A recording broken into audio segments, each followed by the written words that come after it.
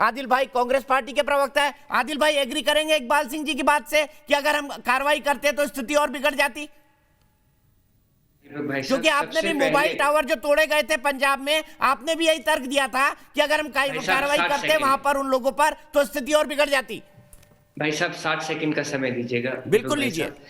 ये समय तू मैं का नहीं है दीपक जी, ये समय राजनीति करने का नहीं है, ये समय भाजपा को कवरिंग फायर देने का नहीं है, ये समय है कि इस मसले का समाधान निकाला जाए।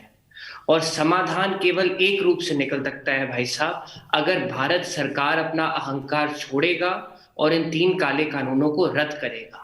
जहां तक हिंसा की बात है, सर, किसान जथेबंदियों ने भाई साहब मुझे कर सकता हूं। दीपक जी मुझे बोलने दीजिए, मैं बहुत सम्मान करता हूं, पूरा देश आपको देख रहा है, आप देश की आवाज, मुझे बोलने दीजिए। हम समाधान चाहते हैं, आप भी समाधान चाहते हैं। चीखने चिल्लाने से समाधान नहीं निकलेगा, स्थिति बहुत नाजुक है, आप जानते हैं, मेरे से बेहतर जानते हैं। जहां तक हिंसा की बात है, किसान जथेबंदियों ने भी, कांग्रेस पार्टी ने भी हिंसा का खंडन किया है। हमारे लोकतंत्र में हिंसा की कोई जगह नहीं है। पर यह भी सत्य है दीपक जी कि पिछले 6 महीनों से आंदोलन चल रहा है। पिछले 2 महीनों से लाखों किसान दिल्ली के बॉर्डर पर बैठे हैं। 170 किसानों ने अपनी शहादत दी। क्या भाजपा के लिए अडानी अंबानी ज्यादा जरूरी है कि या जय जवान और जय किसान का नारा ज्यादा?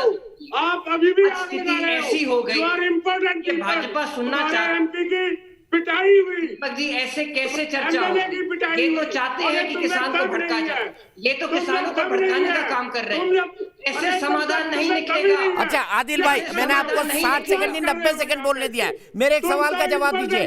रणवीर सिंह बिट्टू ने साफ साफ कहा है कि ये लोग खालिस्तानी है, आतंकी संगठनों से जुड़े हुए हैं। क्या आप भी ये मानते हैं? क्या कांग्रेस पार्टी रणवीर सिंह बिट्टू की बात का समर्थन करती है कि ये लोग आतंकवादी हैं, ये लोग आतंकवादी और अतिवादी संगठनों, उग्रवादी संगठनों से जुड़े हुए हैं, सिख फॉर जस्टिस से जुड़े हुए हैं? और अगर नहीं तो फिर रणवीर सिंह बिट्टू ये बात क्यों कह रहे हैं? देखिए, आप समर्थन करते हैं बिट्टू का? आपने गृह मंत्रालय, आपने बहुत सारे इतिहास में गृह मंत्रियों के साथ आपने चर्चा की है, आप उन्हें पर्सनली जानते हैं। अगर भारत सरकार को सूचना थी, अगर भारत सरकार को इंफॉर्मेशन थी कि कई एंटी सोशल एलिमेंट्स इन्फिल्ट्रेट किए हैं, तो भारत सरकार ने कार्रवाई क्यों नहीं की? इन्होंने ये तमाशा क्यों होने दिया? क्या ये भारत सरकार की विफलता है? क्या ये गृह मंत्रालय की विफलता है? ठीक है, गृह मंत्रालय, ठीक है, अब आप अपने आप को रिपीट कर रहे हैं। मैं इसी सवाल को लेकर इकबाल सिंह